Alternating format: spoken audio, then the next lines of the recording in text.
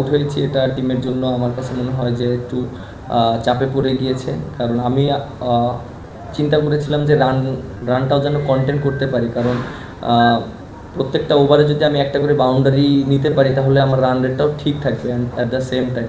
So আমি তৌহিদ হৃদয়কে প্রেশারটা দিতে চাইনি, আমি চিন্তা করেছি যে আমি রানটা যেন কন্টেন্ট করতে পারি। সো ওইভাবে মাঝে মাঝে ক্যালকুলেটিভ রিস্কগুলো নিতে হয়, বাট আমি হয়তো প্রপার এক্সিকিউট করতে পারিনি ওইটা, কারণ আমি যদি প্রপার এক্সিকিউট করতে পারতাম হয়তো ওটা বাউন্ডারি পেতাম।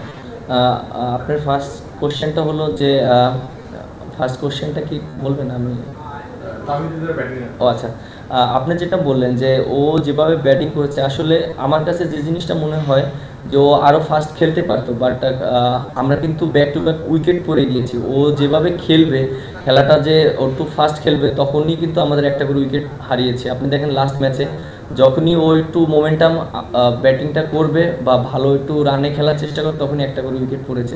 সো একটা ব্যাটারের জন্য অনেক ডিফিকাল্ট এরকম সিচুয়েশনে ব্যাটিং করাটা। দেখেন আজকেও যখন ও ব্যাটিং করেছিল, আমার কাছে মনে হয় যে ওর জন্য যে আমরা হেরেছি এরকম কোনো কিছু না। আর আমরা যদি একটা সাইড থেকে যদি পার্টনারশিপ করতে পারতাম তাহলে দেখা যাক ও স্ট্রাইক রেটটা আরও ভালো করতে পারতো। সো আমার কাছে মনে হয় একটা সাইড থেকে ওইরকম আমরা কেউ ওকে সাপোর্ট দিতে পারিনি। হ্যাঁ অবশ্যই, আপনি যেটা বললেন যে ফার্স্ট কোশ্চেনটা কি ছিল?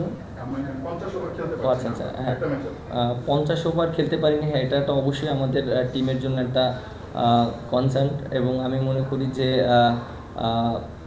আমরা যদি প্রপার ব্যাটিং করতে পারতাম তাহলে আমাদের জন্য ভালো হতো। এটা নিয়ে আমরা কথা বলেছি, যেহেতু আমাদের মিডল যে ব্যাটসম্যানগুলো আছে তাদের রেসপন্সিবিলিটিও অনেক বেশি, তারা এই জিনিসগুলো খেলতে পারেনি, আমি নিজেও অনেক বল খেলতে পারিনি, তাহলে আরও জিনিসটা বেটার হতো।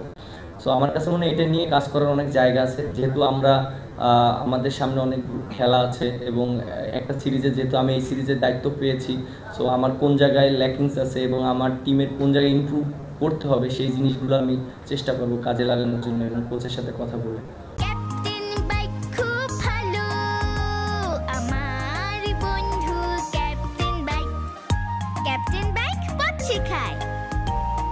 দেখেন আমরা যারাই সেট হয়ে যাচ্ছি তারাই আউট হয়ে যাচ্ছি। একটা যে মোমেন্টাম, খেলাটা একটা মোমেন্টামের ব্যাপার, যেই মোমেন্টামটা নিচ্ছে সেই আউট হয়ে যাচ্ছে। সো আমার কাছে মনে হয় এই জায়গাটা কাজ করা উচিত। আপনি দেখেন আজকে যখন আমি ব্যাটিং করছিলাম হৃদয়ের সাথে, আমরা কিন্তু অলমোস্ট মোমেন্টাম ধরে ফেলেছিলাম। সো আমি একটা শট খেলতে যে আউট হয়ে গিয়েছি, তখন আবার মোমেন্টাম ওরা পেয়েছে। সো পার্টনারশিপ করতে গেলে অনেক সময় আপনার মোমেন্টামটা দরকার, এবং দুইটা পার্টনারেরই কিন্তু স্ট্রাইক রোটেট করাটা ইম্পর্টেন্ট, এবং লো রিস্কে কীভাবে ক্রিকেট খেলাটা যায়, কারণ আমরা যদি হাই রিস্ক ক্রিকেট খেলি তখন আউট হওয়ার অপরচুনিটি বেশি থাকে। সো আমার কাছে মনে হয় এই জায়গাটা আমাদের কাজ করা দরকার।